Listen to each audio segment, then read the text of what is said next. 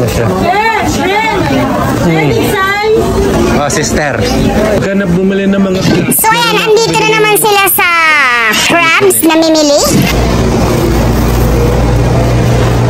At syempre pagkatapos nilang namili, nag-counter na po sila. Or kaya bumili sila ng pizza. O, ang daming food.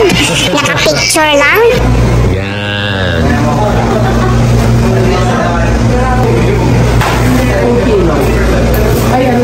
Ayan na si Amara natin, si Samara Liit. Gising na po siya. At syempre, kakain na sila. Wow, ang daming tao sa food court na to. Hello, dito na.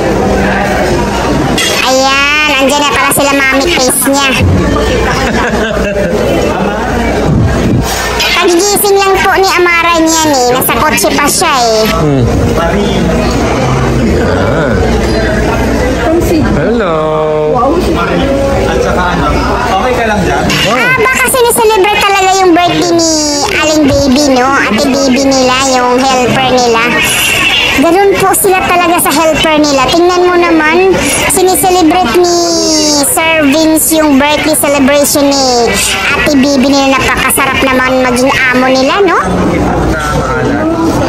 Sana lahat ng amo ganyan, no? Yung bini-birthday yung helper din. Grabe, kakaiba talaga tong pamilya na to eh. Ayan, nakapwesto na rin si Amara syempre. Hello. Wow, yan na. Umiyak siya.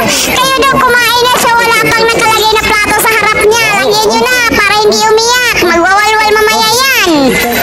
Alam mo namang mukbangers din.